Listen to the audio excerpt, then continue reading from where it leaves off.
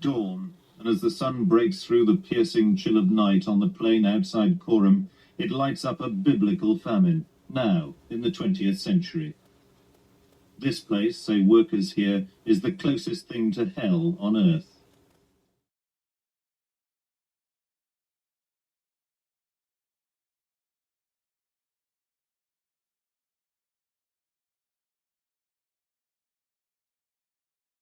So the stage to the greatest rock and roll concert maybe was set over 4,000 miles away from my hometown, Miami, Florida. But I knew I had to be there.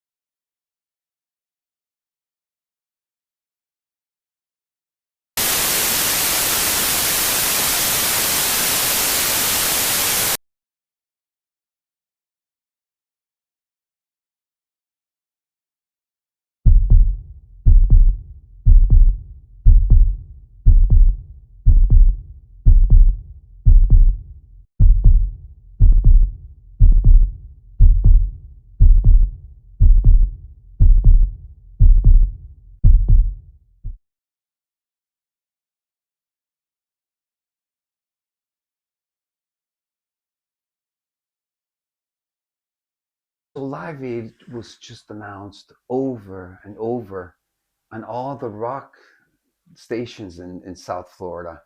I mean, they would play two songs and they talk about Live Aid, two more songs, and it was another Live Aid. So it was exciting. It was at first we weren't sure what it actually was.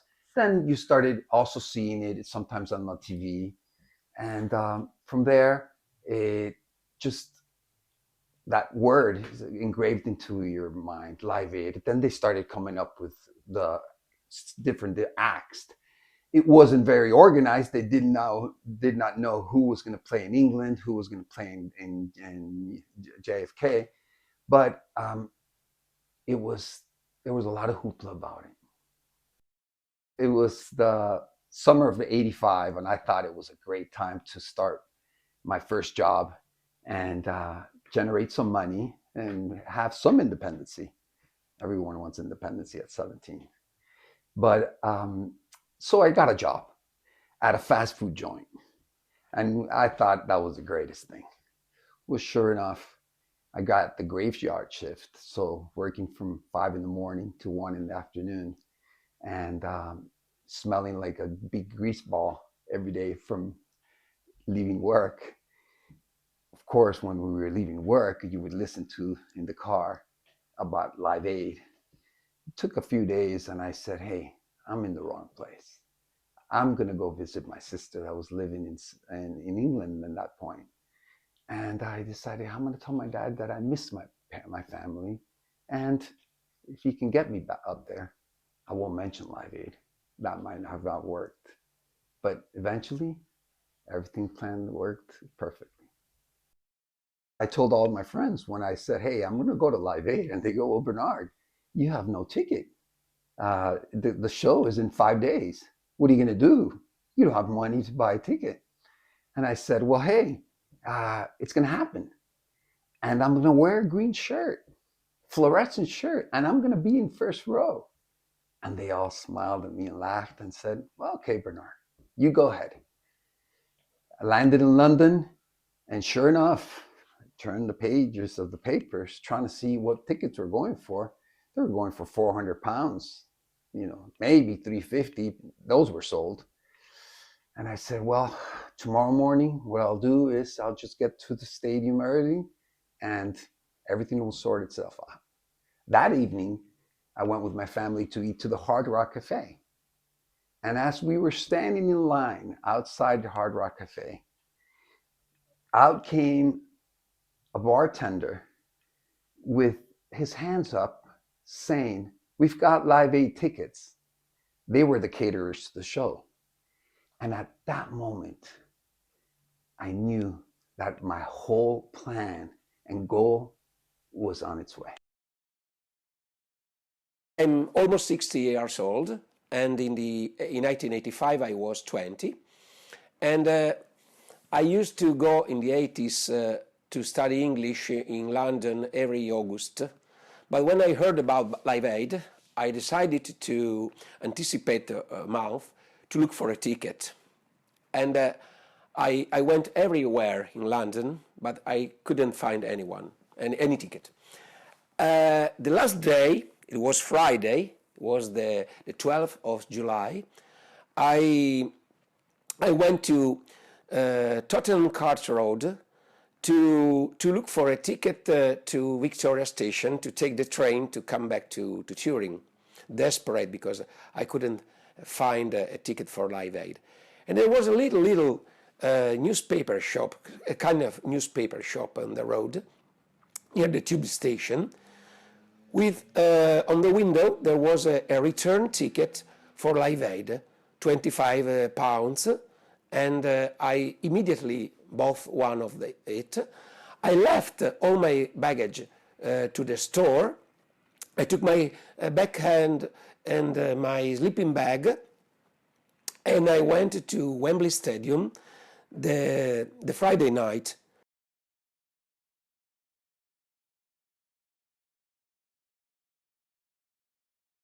So how does a 15-year-old girl from New Jersey get to go to Live Aid in London? Quite simply, we were, my family was visiting another family that we were close with who had moved to London a year or two before that. So we were just on holiday. I was aware of the concert. It was hard not to be. I was a 15-year-old girl in America in 1985, so I watched MTV like it was my job. So I knew very well that the concert was being planned. I was also a fan of Bob Geldof and the Boomtown Rats. I knew about Band Aid, of course. I had the 45 of Do They Know It's Christmas. I wish I knew where I put that. So I don't recall the actual conversation, but I must have at some point said to my parents, there's going to be this amazing concert happening while we're in London.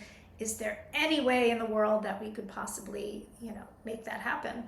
And shockingly, there was. And I remember we were at the house where we were staying with this family, and the dad of the family came back from work, and somehow through somebody at his work, he had obtained 3 tickets.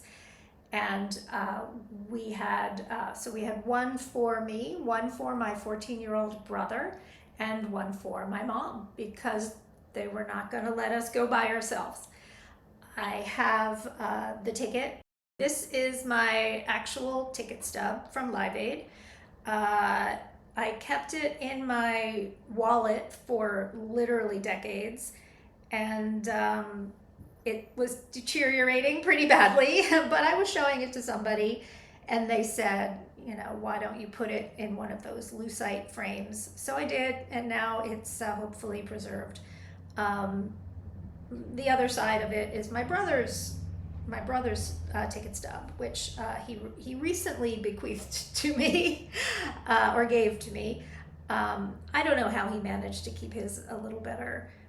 So yeah, I have 2 ticket stubs here as a souvenir. My other souvenir, the Live Aid program.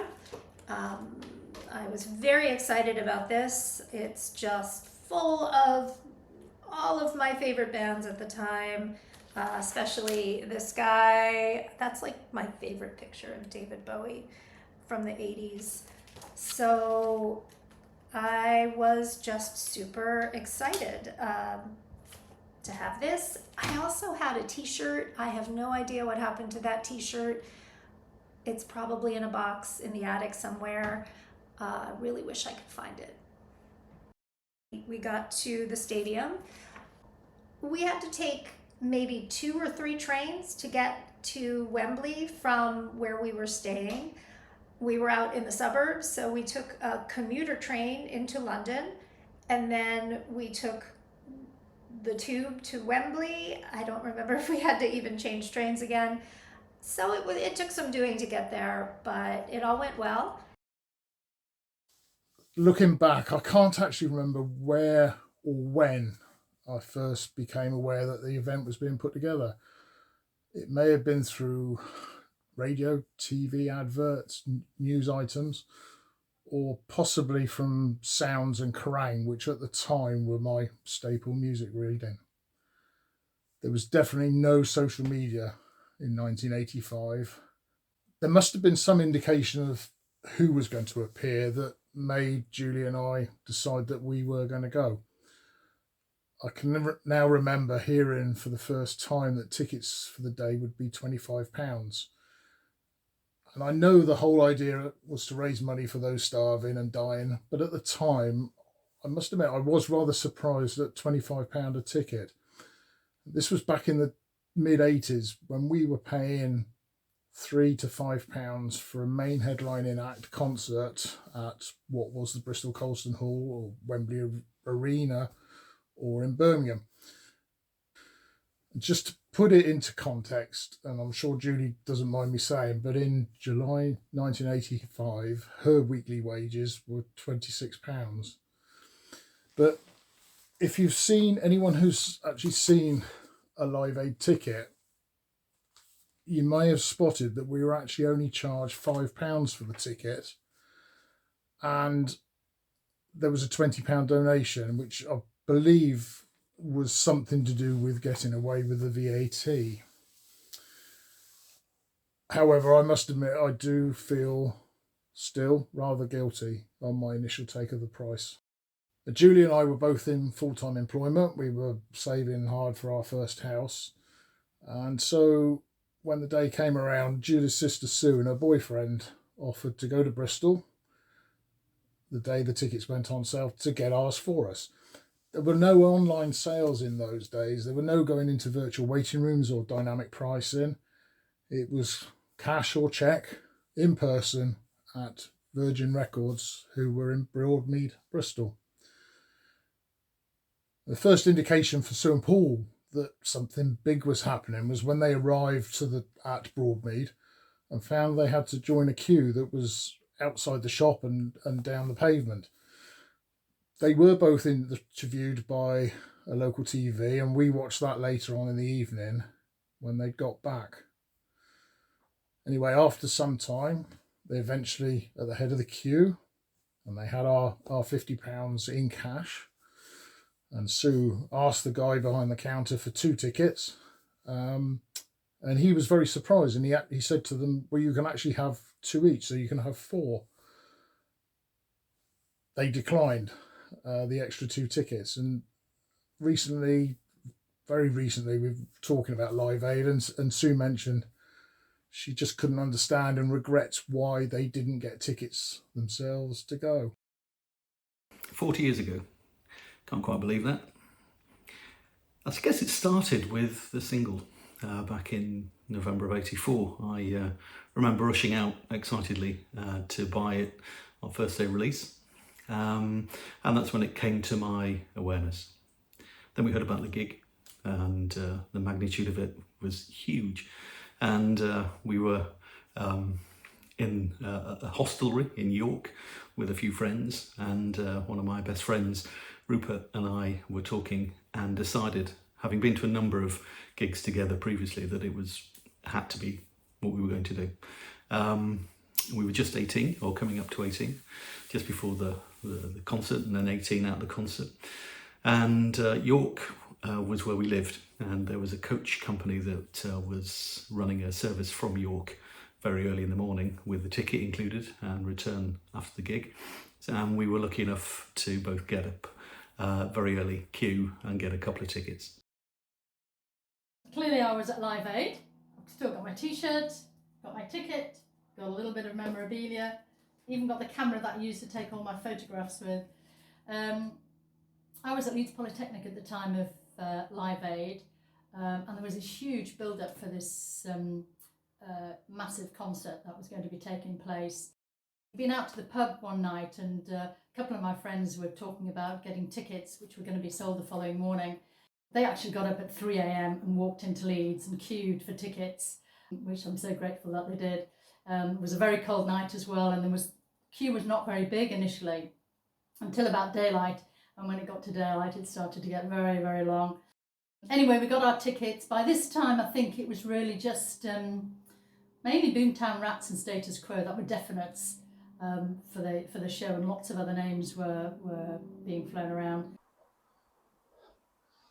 I don't remember many of these buildings. You probably weren't here. Being 17, I did not know much about Ultravox, but I wanted to know more and more because I knew Midge was one of the guys that had made this all happen. And of course, I heard a few songs prior to the show.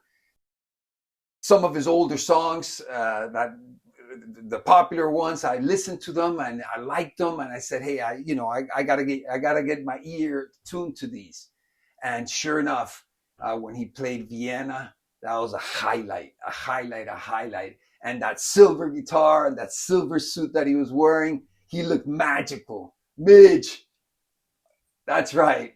I remember saying, I'm here because of that guy right there. In the days leading up to the event, I can recall there was a build-up of there was more media and TV coverage. And we started to realise that this was going to be a historic event.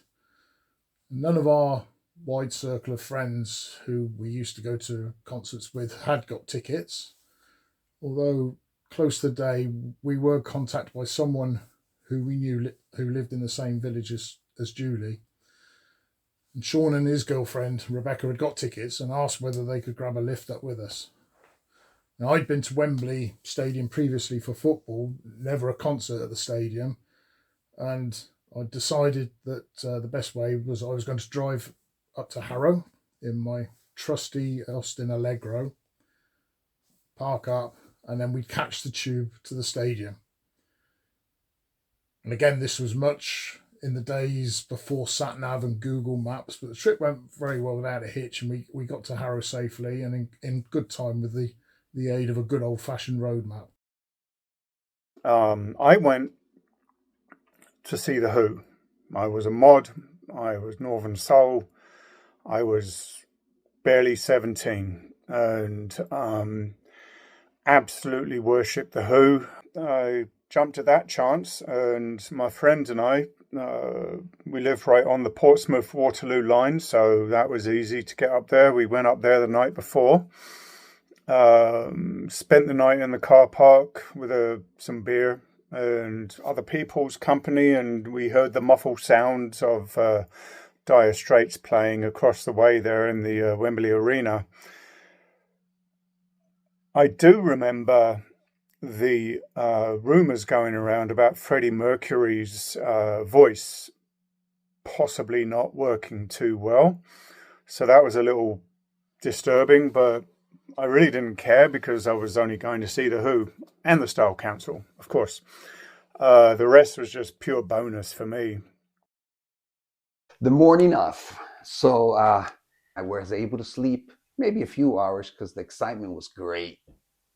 I knew I had to wake up early to get to Wembley as early as possible and be one of the first ones in through those gates. My goal was to be in the very first few rows. I was staying with my sister, and my mom was there as well, and my brother was there as well.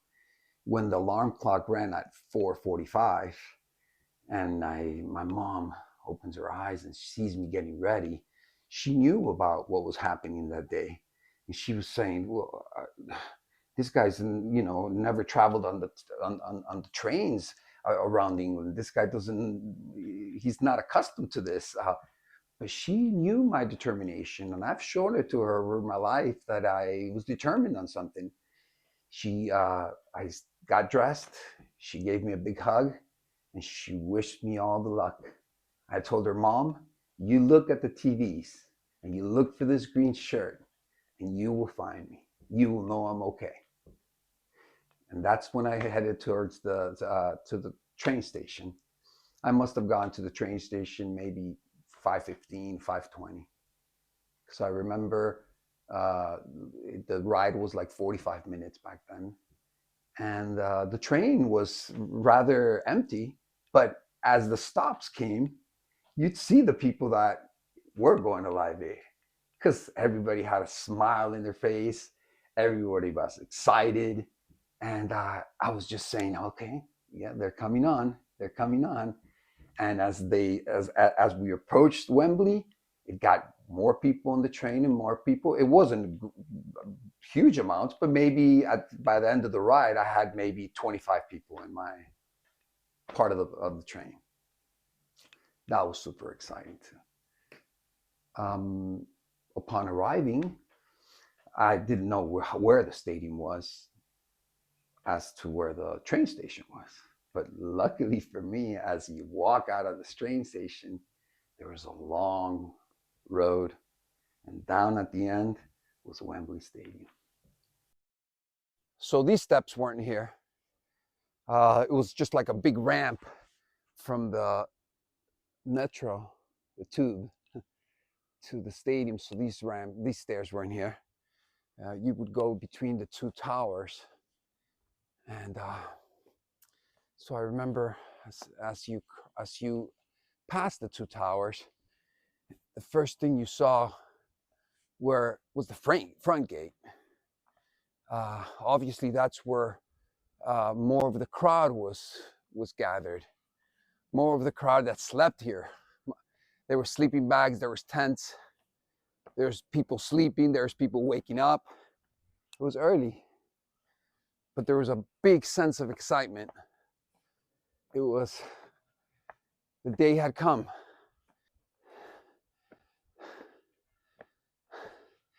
I'm back.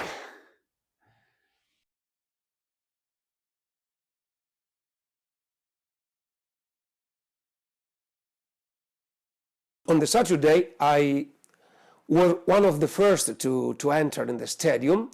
I was 20 meters on the left side of the stage, on the main stage, and it was very, very nice. I was alone, but it was very nice atmosphere, very nice people. I was excited, really, really excited, and I just couldn't believe that I had a ticket for Live Aid. I was there in Wembley. Just strolling down this halls, looking at this, brings back lots of memories. Wow, beautiful views. Huh. Oh, there's Freddie. He's still with us. Wow, great idea.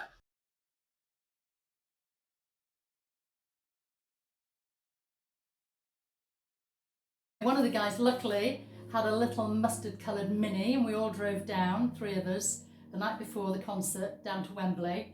I remember we stayed on the steps overnight, so we queued on the steps of Wembley Stadium, and as soon as those gates opened the following morning, we all rushed in right to the front of the stage.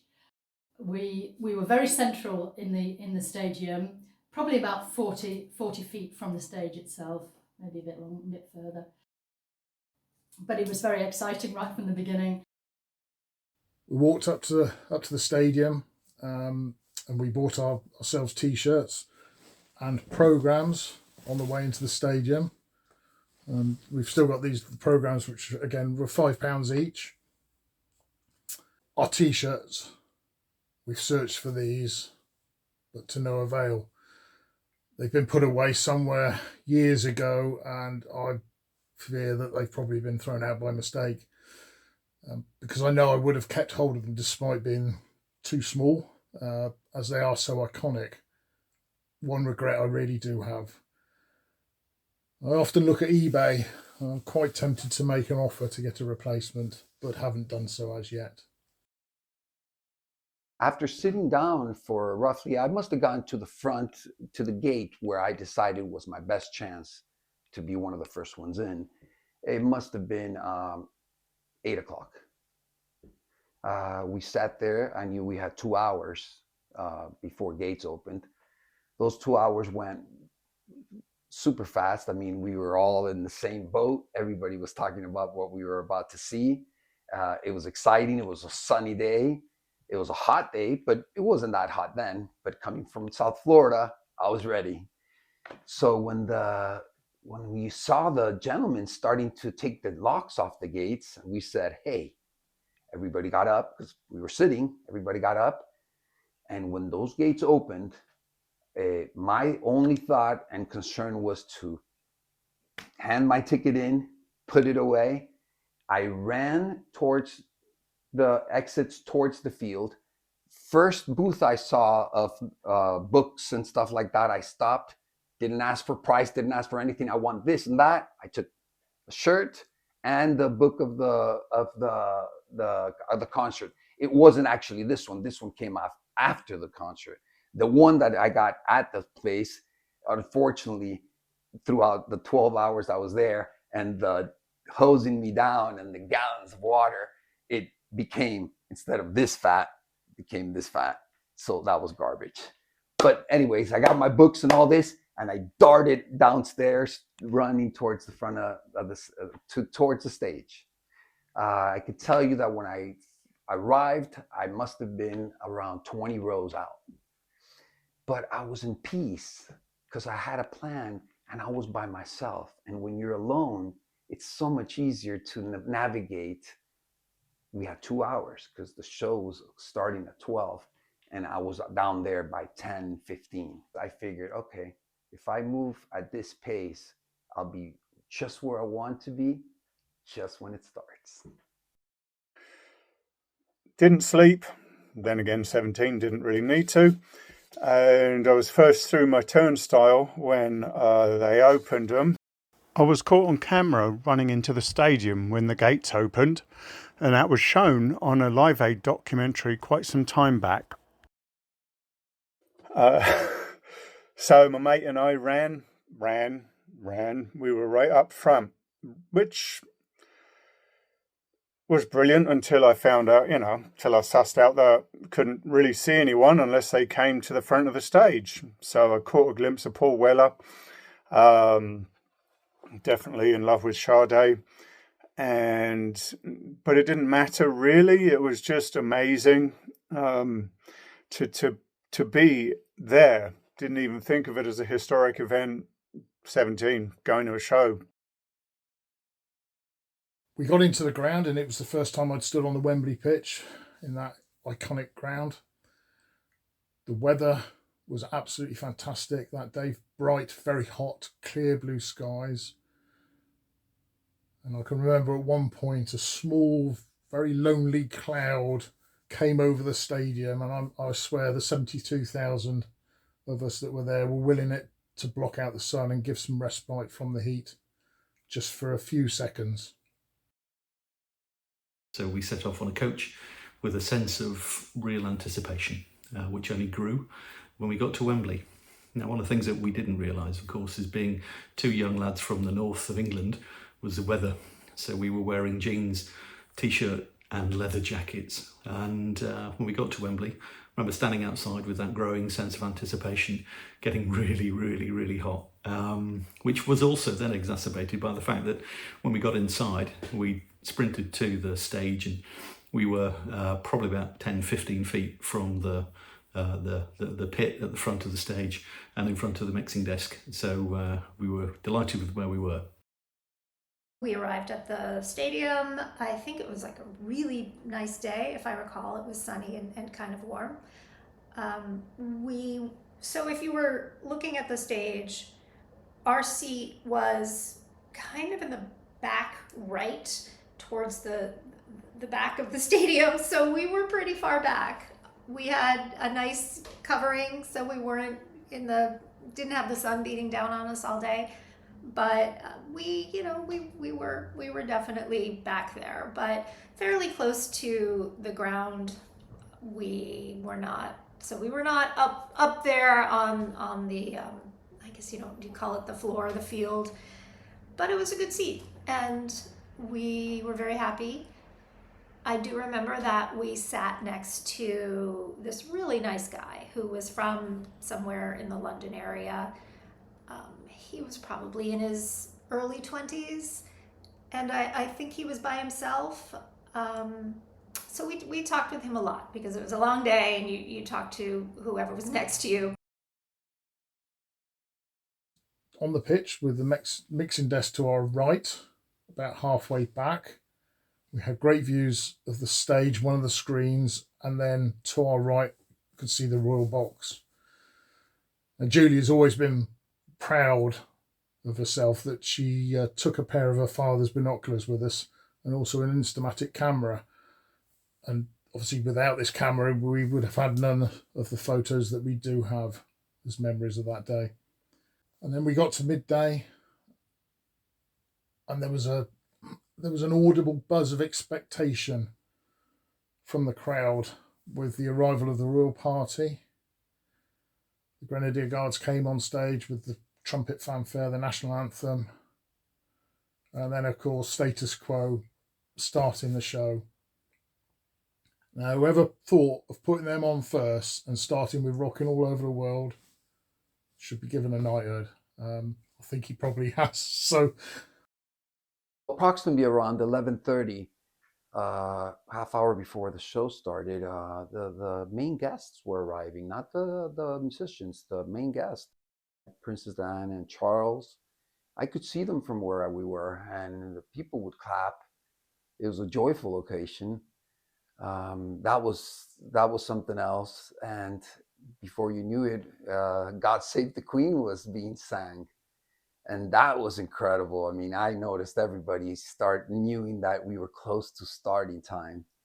When we saw Francis Rossi appear with the mic and asked everyone, "You're all right?" The answer was yes. And before you knew it, we were rocking all over the world. I thought it was a great song to start the concert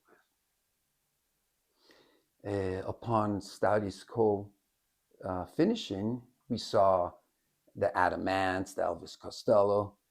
Of course, Mr. Bob Geldof was appearing here and there, but it was his turn to come out and give us some rats.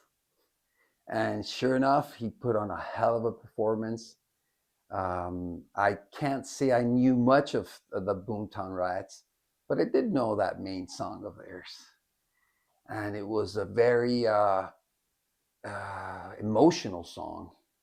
I remember everybody around me was it was very emotional, and Bob did a hell of a job expressing how he felt. Just to enhance that, one of the funny stories of the day for both Rupert and I was Quo came on first, opened with Rockin' All Over the World, and then when they finished, they came to the front of the stage, and their drummer at the time, Pete Kircher, threw his drumsticks out. And I remember thinking, that's coming close. And when I got too close in my head, the drumstick hit me on the forehead, about here, and fell to the floor, and there was a scuffle on the floor with Rupert and a couple of other people for the drumstick. Rupert didn't get it. There was a bit of a tussle with the guy, and the guy ran off with it. And they looked back at me, and I had blood dripping down my forehead. So my memory of right at the start of Live Aid was dried blood, a little bit of a cut on my forehead. Great, but meant that people moved out of our way for the majority of the day when we were trying to get through the crowd. After the scuffle for the drumstick, the other guy went off with it. Ironically, they then came back a little while later and asked Rupert if he wanted it back. So that's how Rupert ended up with the Status Quo drumstick that hit me. During the day, I just remembered it was hot, very, very hot. And if you look at some of the footage, you'll notice that hardly anybody's wearing a hat, which is quite bizarre. I do remember them right at the front of the stage. They were throwing water into the audience, and they had some hose pipes. We actually just missed that. We were just out of range, unfortunately. That godlike pause on, and the lesson today is how to die. And the roar of acceptance from the crowd.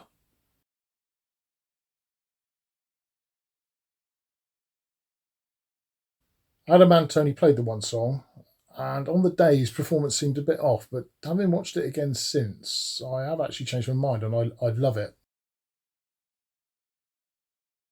The other thing I remember about the day is it was the original Wembley Stadium. So during Elvis Costello, we went backwards to get a bit of water from one of the tap at the end, at the back of the stadium pitch, and went and unfolded a little bit of the tarpaulin and had a game of football between us, just kicking around a little tennis ball or something at the time.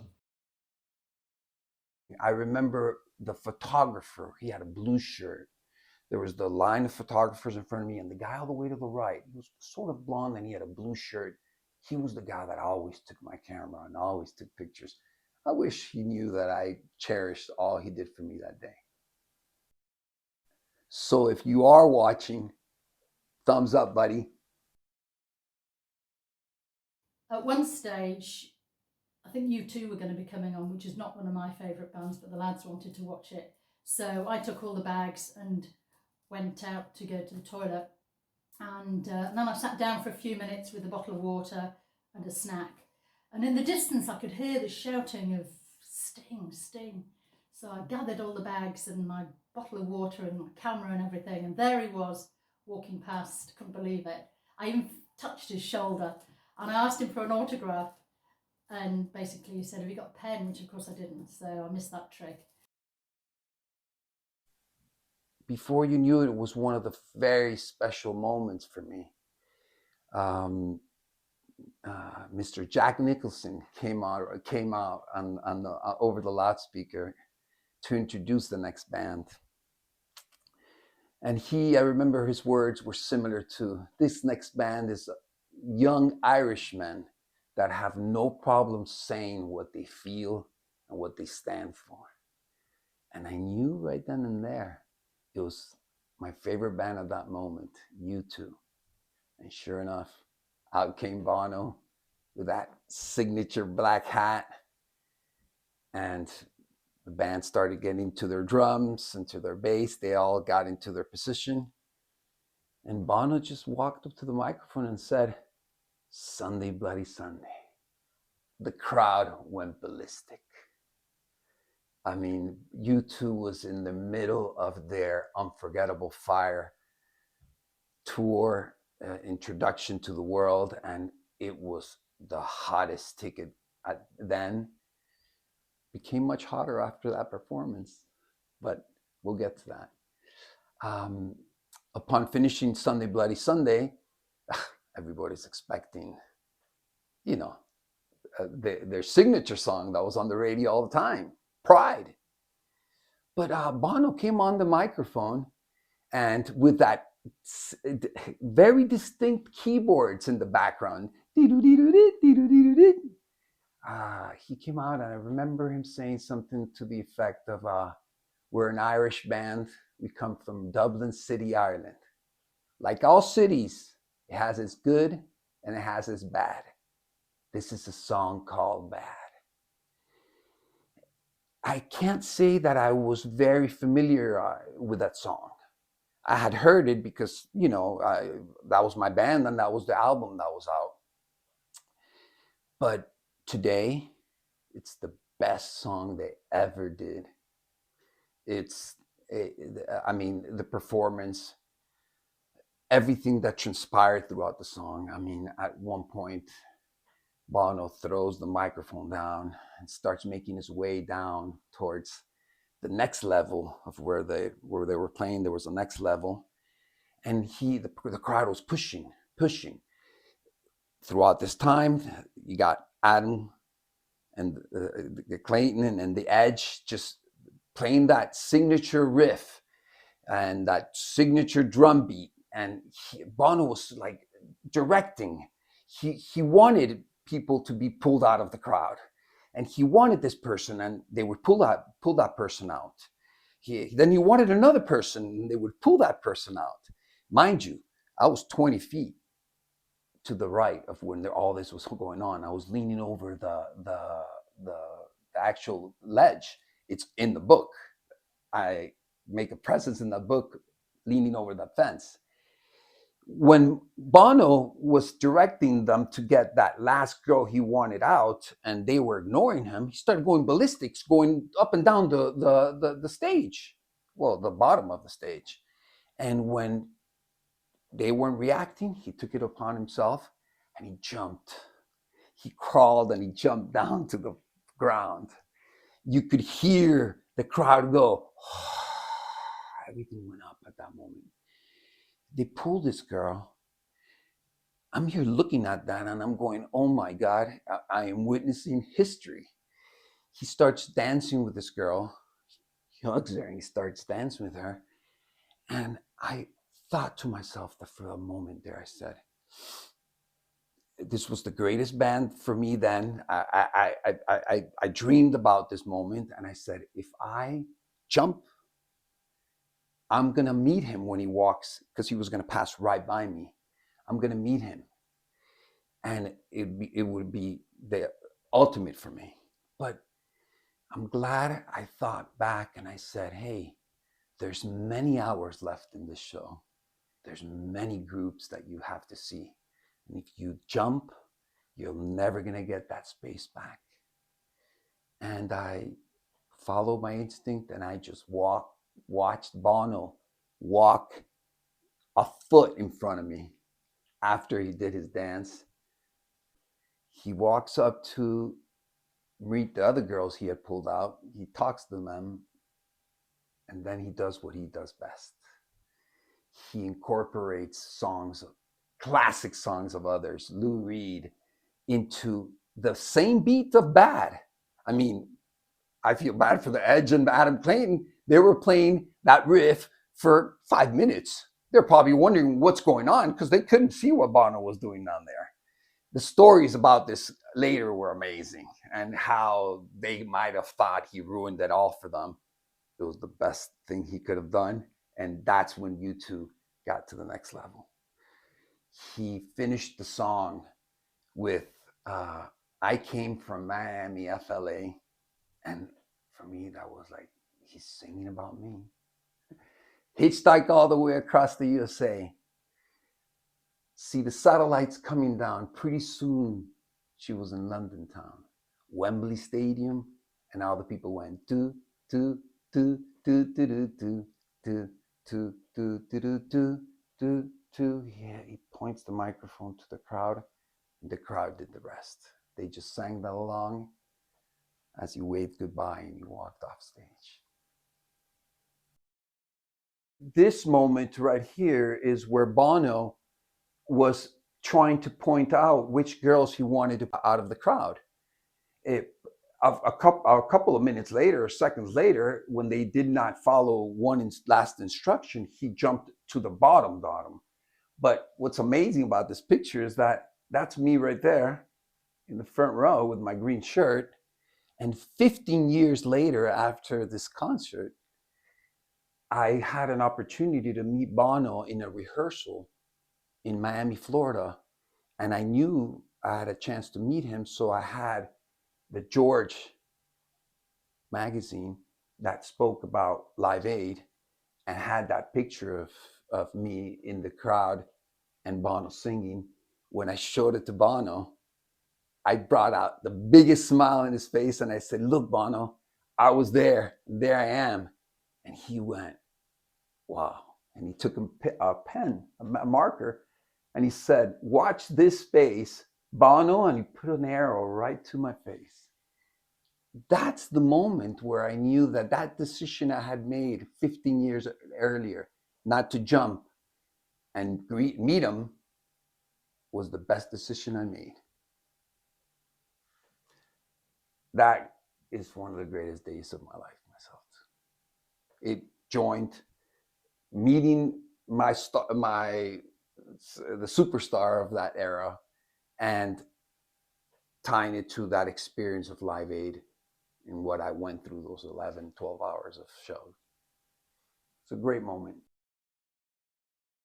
I do remember that when Dire Straits played Money for Nothing, which I think was a big hit at that exact time, there's a line in the song where Sting sings "I Want My MTV."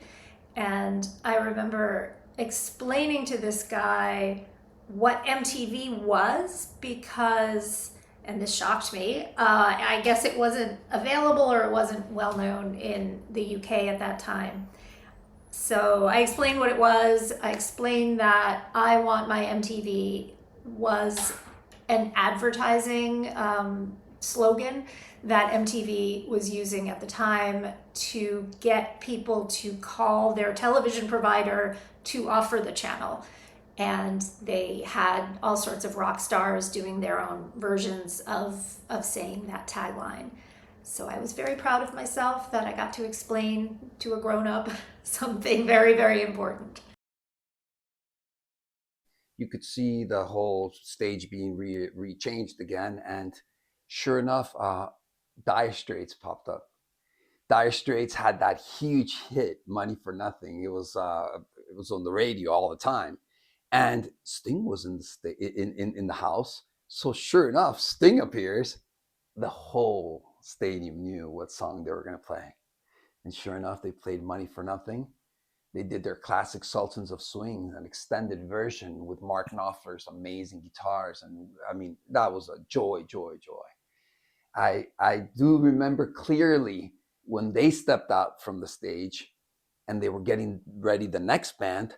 I saw them haul in and move around a huge white grand piano. And the first thing I thought when I saw that grand piano, I said, could it be Queen? And that was a moment to recall when those English policemen came out and they made like a little funny skit. After the thought, I find out from my fellow attendees that those were famous comedians. The cops are famous comedians. And I said, well, they did a hell of a skit. Anyways, the Queen played a phenomenal set of songs. I couldn't think of better songs to have played. They rocked the house, the energy. Freddie was out of this world. It was a real treat to be able to see Queen and have those songs that they performed, those iconic songs that this whole stadium knew. Everything from Bohemian Rhapsody, Radio Gaga. I mean, the thunder you heard when that song was being played. Everybody in sync, everybody alive. Fire was coming out. It was amazing. Queen was definitely a highlight of the concert for myself. I mean, I walked out of there being a huge number one fan of Queen. The overriding memory I have of the day for Queen was they were louder than everybody else. It was very obvious. But probably for me was Radio Gaga. Having seen Queen November previously at the NEC, I had witnessed there the clapping for Radio Gaga during the chorus. And Rupe and I both decided that we would try and sort of lift each other up for a second during the chorus to look backwards and just see the whole of Wembley United, which I think for me was a real image of the day, is Wembley United singing Radio Gaga and clapping above our heads.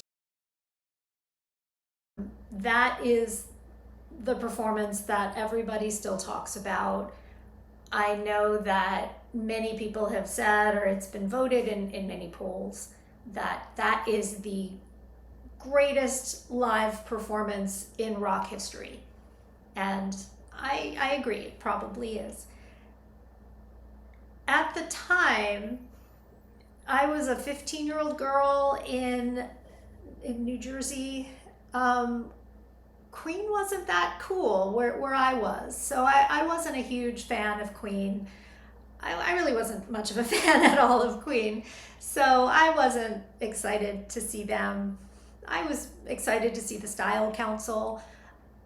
Oddly enough, my mom, who didn't really listen to a lot of pop music at the time, she kind of called it. She said, oh, I'm excited to see that Freddie Mercury. I don't know why or how she knew about that, but she did call it. And another thing to remember, where I was sitting in the stadium, I was very far back. So all the performers were about this big to me. And so seeing that performance now, shot from up close, oh my gosh, it's incredible. However, where I was sitting, it was, from the stage to my eyes, I could only see like this tiny little bit. There were video screens, so I could see close-ups and I could see what was going on. But in terms of my firsthand visual of Queen playing at Live Aid, it was just less monumental than perhaps it looks now from the official videos. So here's a funny thing. I am a card-carrying member of Generation X, and I know that Queen at Live Aid was probably one of the most iconic moments of our generation. So it's very funny. During this most iconic moment of my generation, during Queen at Live Aid, I went to the bathroom. Now, in my defense, I only missed Hammer to Fall. I didn't miss the whole thing. I just missed one song, and that's not a song that people still talk about at Live Aid very much. So it wasn't that bad. And so here was my thought process. I love Dire Straits, so I had really been looking forward to Dire Straits performing. I adored David Bowie, and I think it went like Dire Straits, Queen, David Bowie, and I was very worried that I would miss a minute of David Bowie, and I had to go to use the facilities. So I opted to do that during Queen's set. So yes, it's true. During Queen at Live Aid, I deliberately walked out on the greatest performance in rock history. Seeing the videos now, I really wish I hadn't, but that was my thought process at the time. It just kept pouring on. And although you're exhausted, you're wet, you're tired, those few minutes that bands take to get the next, the setup crew takes to get the next band on, you catch your breath and you start thinking. I remember clearly thinking, wow, how much longer is this going to go? But then, before you know it, the next act comes out and you forget about being tired. Everything goes up again, and sure enough, David Bowie was next. I mean, how many people can see a Queen and then a David Bowie? I mean, come on. David Bowie, another great selection of songs. Heroes, I mean, a perfect song for the concert. It was amazing how people connected with the artist. It was amazing how the people reacted to the artist. But it was out of this world. And what can be said that hasn't already? It had to be the set of the day. Freddie in particular was on fire, and he had every single one of us in the stadium in the palm of his hand. And when you see the footage of when they're playing Radio Gaga in particular, and the hand clap as the waves go from the stage back into the stadium, absolutely phenomenal. Definitely one of those I was there moments for me. We've sat and watched the Freddie Mercury when it came out, the film when it came out in 2018. So surreal seeing the shots from behind him performing on the day with the crowd and thinking, well, we were there. Queen, I mean, need I say more? It was transcendent. Of course, I remember David Bowie singing Heroes, which was an absolute favorite song of mine.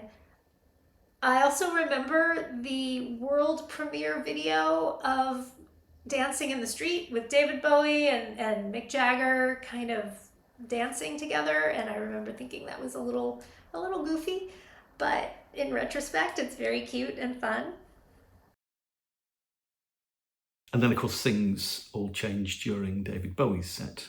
He took the time out to play the Drive video, and I think that broadly brought around a complete mood change in the stadium at the time and brought us back to the reasons for being there.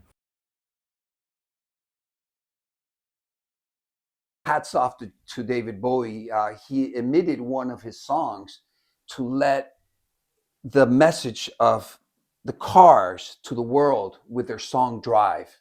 I mean, if you see that video, it brings people to tears. And supposedly hearing and reading upon it afterwards, it was a big, big moment of money running in for the cause. When David Bowie, I think, gave up the time so that the Cars video could be played, very humble of him. The video naturally was disturbing. It wasn't the first time I'd seen that kind of stuff, but it was unpleasant, and I absolutely love how Bob Geldof was just not mucking about. You know, he didn't mince his words, and the phone started ringing like mad after that. It wasn't until years later that I learned that almost 40% of the planet was watching. That blew my mind. Only time I ever saw him perform live, and a privilege to have seen him. And now he cut his set down and introduced the iconic video from the Cars that was shown on the two large screens and obviously on the TV broadcast. And the stadium, it went from an absolute cacophony of sound for Heroes, and you could hear a pin drop. I think the enormity of the plight of those who were suffering really hit home to every single one of us in the stadium, as I'm sure it did with those watching on TV. And people were just openly crying during those few moments when we were reminded of the reality of why we were there. So having to follow that moment could not have been easy for The Who, but it was a fantastic performance and a band I'd really been looking forward to seeing. We stood most of the day. There was very little sitting down because the concert was just grabbed you. But there was such a buzz all day long. It was just one marvellous gig after another, really.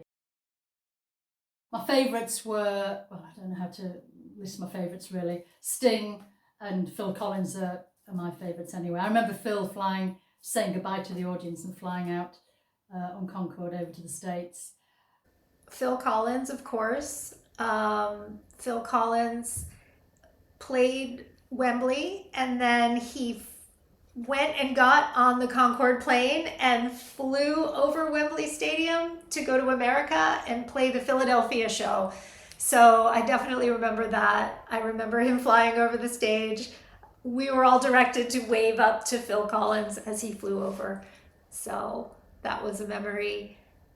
I don't know, I was super excited to see the Style Council and the Boomtown Rats, and I had seen Bowie, Duran Duran, U2, and the Police before in like stadium shows in the States, but I appreciated that there were other bands that I probably, you know, as a teenager in the United States, probably wouldn't really get a chance to see.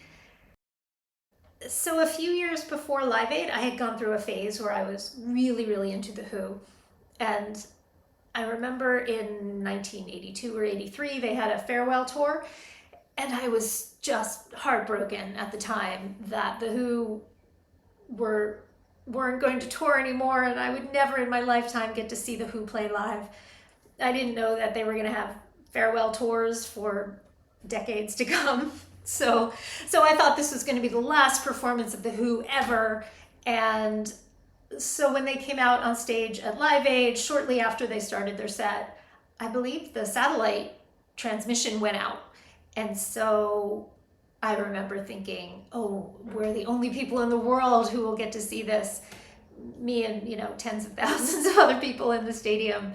I also remember Roger Daltrey took a little tumble, and I thought to myself, nobody else has seen that. So the next band on the bill was a band that got together just for the cause. It was The Who. Being a musician myself, I influenced a lot from that band, and I was eager to see them. I thought they would never play again, but they picked the best stage to get together that one time. They rocked the house. It was loud. It was great. It was The Who. I'm not sure, everybody gets the same amount of minutes. Goldsmith said, little clip. Yesterday I went to see the Just for One Day play here in London, and I remember clearly Goldsmith walking around with a clock around his neck. And they emphasized a lot about having 20 minutes per band, 20 minutes per band, 20 minutes per band. And I remember from my view of sitting in first row, just there to the left, where the bands would go in and out to perform, there was the big old clock. And I'm sure that clock was telling the bands that were on stage, hey, when that hand hits the 20 minutes after you start, you better get out. I learned that yesterday at the play. That play brought back so many memories, and it was a great thing to attach things that I saw in the play to things that I saw at the actual concert. It was a wonderful occasion. So The Who finishes, the whole crowd is pumped up, everything like that. Next one up was Elton John. Elton John, all his songs are great. So he had so many to pick from. He picked a great selection of them. He did the great version with Kiki D. Everybody danced to that one. Everybody was happy with that. Elton John was great. And next thing you saw was Bob back there introducing Paul McCartney. And he was going to do something that he hadn't done since the death of John. He was going to perform again. And that was a highlight. There was rumors of maybe a Beatles reunion with Julian filling in for John. But it never happened, but it was the second best thing that happened. And a great thing happened. I personally didn't notice it too much because being so close up. All of a sudden, a few seconds into the song, his mic cuts off. Holy. Back to Just for One Day yesterday, they made a great scene of that part. And how everybody freaks out in front of all the world. How can this be happening? Well, the crowd started singing for Paul since he couldn't be heard on the microphone while the gentleman was fixing the connection. And it just came out so naturally. Before you knew it, the crowd was singing Let It Be, and Paul came back in and finished his song. He was joined there by Pete Townsend and Bob. I remember clearly they carried Bob on their shoulders. Bob was the man. Bob, I mean, his persistency, his willingness, his desire, his breaking all the rules to make it happen, made it happen. We all knew there was one more song to be had. And that's the high part of my, if you notice, it's actually 3 pictures cut because I didn't have it at a wide angle. And you start seeing the artists pile up into the stage. And everybody in Wembley knew what song was coming up next. And what a way to introduce it was Bob comes to the microphone and says, here we are. It's been a great day. And if we're going to cock it up, what better than to cock it up in front of 1 billion people watching? and the drum beat started. Dun, dun, dun, dun, dun, and that was Feed the World. It was incredible. It was probably the only time live that that song was ever played, and I was there to watch that and to see my heroes sing it. And to me, it sounded the best. I don't care if the video, if the sound was what it was. To me, it was the best. They extended it. They extended it. The joy you saw in those musicians, the joy you saw in Paul, in Bob, when it finished, the hugs, the energy that was pouring out of that stage. I get goosebumps. It was phenomenal. I was exhausted. I was hungry. I was ready to faint. But the energy that was running through me kept me straight up and gave me the greatest moment in my life. And then at 10 to 10, Paul McCartney took to the stage, sat down behind the stage piano and started playing the introduction to Let It Be. And unfortunately for us in the stadium, whilst we could hear the piano clearly, there was an obvious issue with his vocal microphone. Anyway, a few boos started coming from the crowd, and the cameras panned on to McCartney sat at his piano with a very startled voice, and obviously wondering why we were booing. But within seconds, the crowd picked up the song and sang, and then the vocal mic was restored, much to everyone's relief.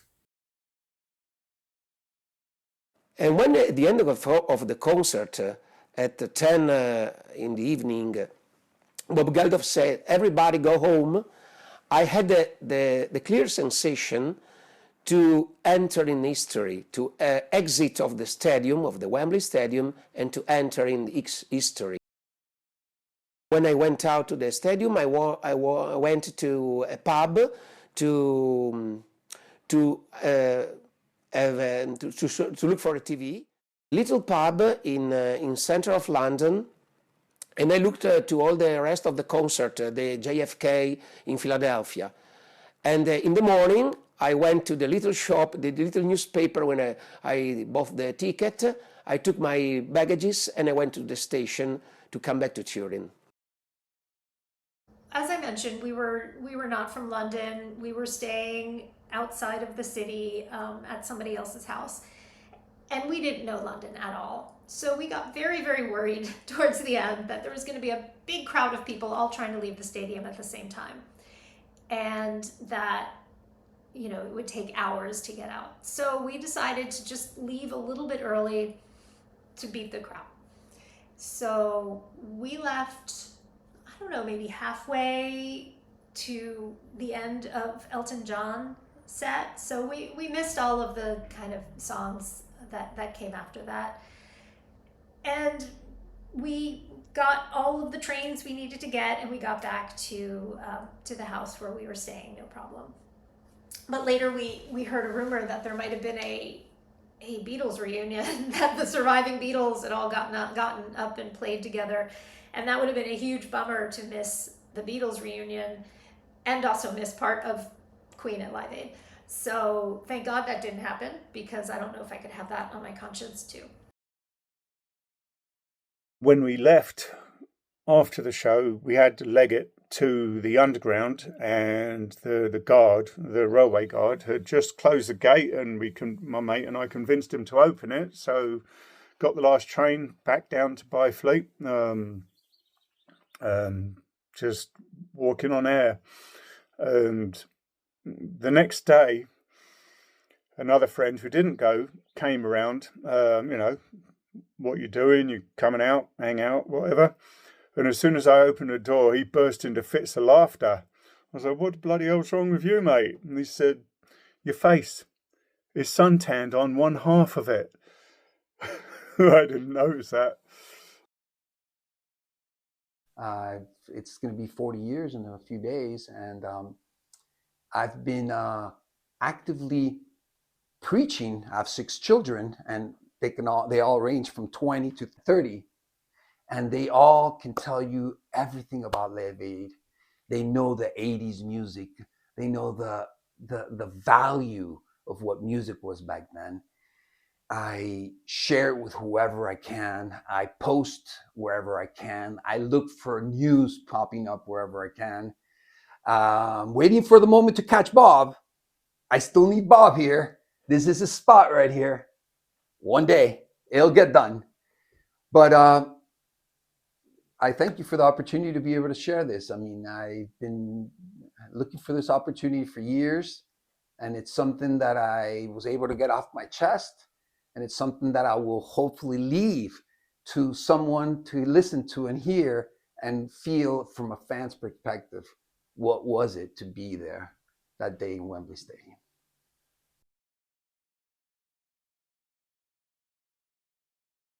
This is the ticket that I bought, but the story wasn't finished because 3 or 4 years later, I went to next to my house. Here is my house in Turin. There is a park called Ruffini Park, where there is a little stadium. And in the 80s, a lot of rock groups went to sing. Bob Dylan, Supertramp, Blues Brothers Band, Joe Cocker, and so on. And there was a concert of Bob Geldof. After the concert, not with the Boottown Rats alone, after the concert, I ran to the backstage. There was a little courtyard, and there was a bus with all the band and Bob itself. And I remember that I shouted, "I was there in Wembley, I was there." And so he went off of the bus and he gave me his autograph with written on it, "Wembley 85, Bob Geldof." And this was a very compendium of the best day of my life, of Live Aid.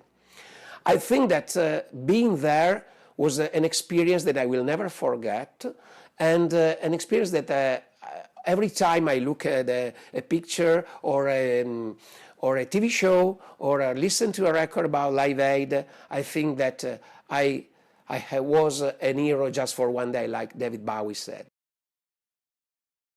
The whole day was very exciting, and it just went on and on and on. And of course, we just didn't want it to stop, really. We didn't even notice it was getting dark in the evening.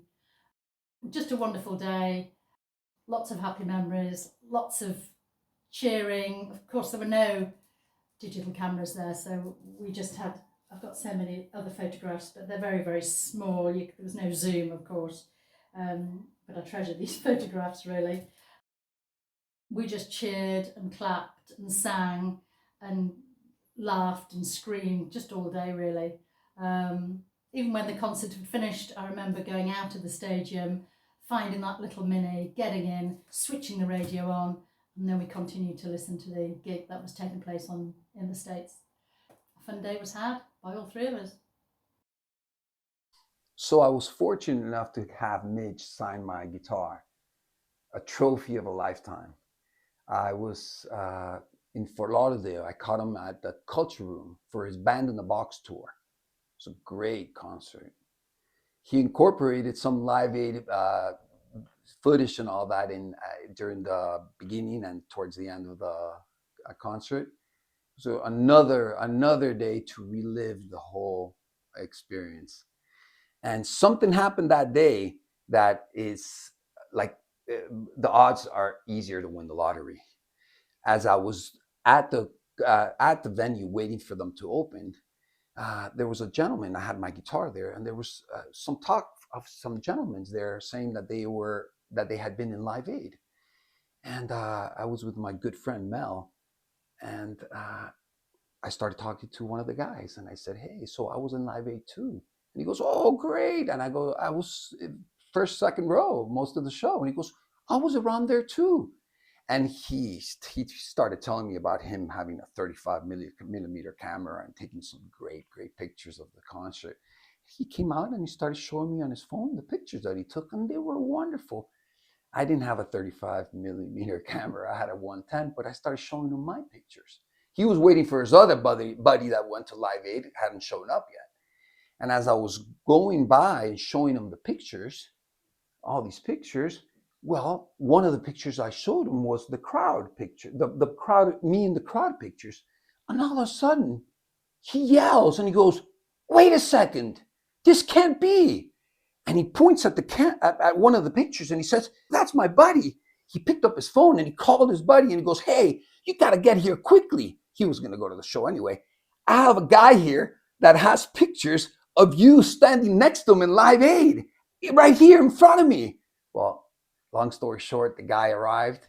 And when he saw that picture, 39 years later, of him standing in the crowd next to me in the Live Aid show, and it was just like the ultimate thing for him, because yes, he went to Live Aid, yes, he has amazing pictures because they had a great camera, but he did not have a picture of him in the crowd, and now he has a picture of him in the crowd.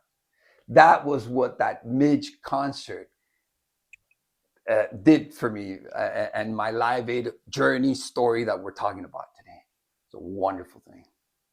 We went ahead and we reenacted the photo of him and me exactly, because he was like looking up at me when the photographer was taking the picture. So we reenacted the picture and it came out wonderful.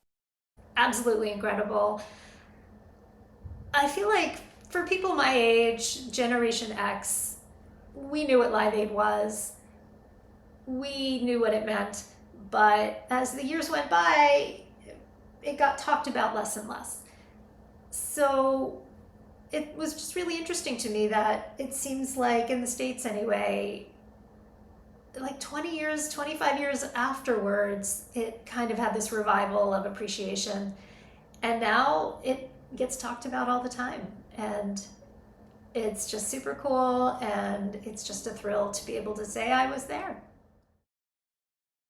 Such a great day. I remember leaving and singing as we were walking out of Wembley, and then getting home on the coach in the very, very long drive back up to York. And only walking home and got into near the village where I lived, just outside of York, and being picked up by our milkman. We had a milkman at the time who knew me and picked me up and gave me a lift home on the back of his electric milk cart, which was lovely. Talking about the day that we'd had. It was just a great day with a great cause, and one I'll never forget. I was beyond seventh heaven. I had been at a historic event, massive, the likes of which I may never get to again. Don't know. Woodstock had its day. That was a different generation. I was born in 68. So clearly too young and on a different continent from Woodstock. And my generation, good song, we've got Live Aid. And the subsequent Live 8, Farm Aid, and all these other things that sprouted from Bob and Midge and the team's efforts. So I'm proud. I'm proud of them. They're not giving up. I'm proud that I went. I feel blessed and fortunate that I got to see all those people. I'm lucky. I'm one of the lucky 72,000. I'm one of the lucky however many thousand were in front of the sound box and the lighting box or whatever that was in the middle. I'm lucky I was right up front.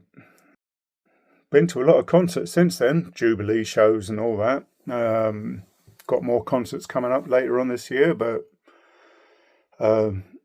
nothing's going to ever come close to Live Aid.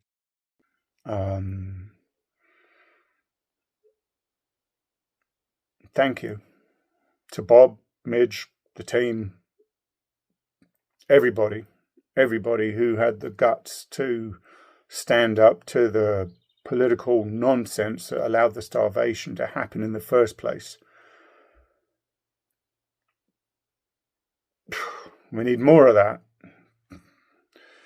We need more of that every day, every year. It's about the kids. It's about the starving people. It's about taking care of our fellow humans. Thank you. I will forever be indebted to everybody that had anything to do with this. £25 for that. Phenomenal. Absolutely giveaway for all the stars that we saw and the generosity of the musicians and, tolerating Bob's tactics of coercion, etc. Brilliant. Doesn't matter. Whatever it took.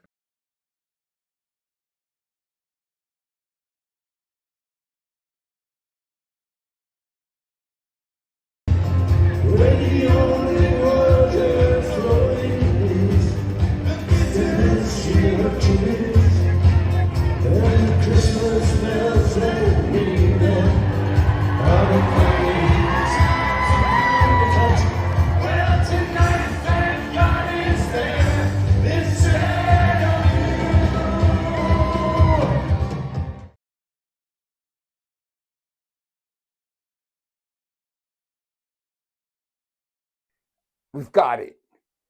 Thank you, Bob. Thank you, Live Aid. What an amazing weekend.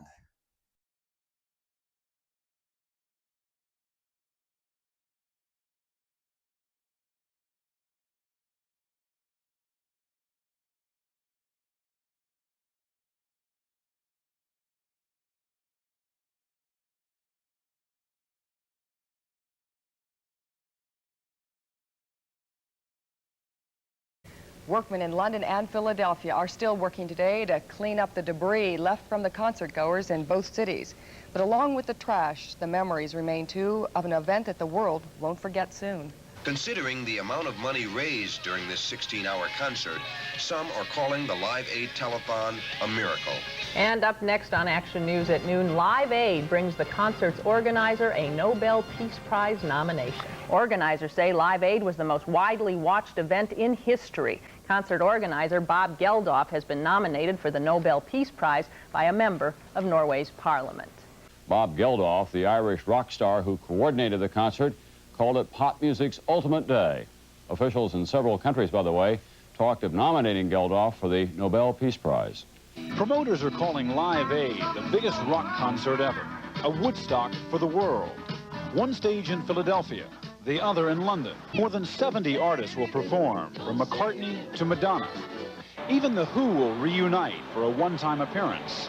Phil Collins will be on stage in London, then fly to Philadelphia by Concorde jet for a second appearance on the same day.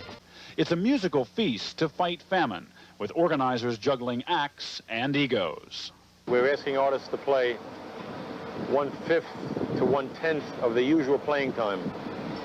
We have to communicate very clearly, passionately, that you go over 1 minute, you're taking it away from someone else. We did it because we wanted to save our fellow man, and it's a great thing. Every form of music has got together for this great event. For an audience of 1.5 billion on nearly every television network in the world. Hours earlier in London, the British end of the concert ended in triumph for the man who'd put it all together, Bob Geldof. And for Geldof himself, a chance to remember the greatest night of his life.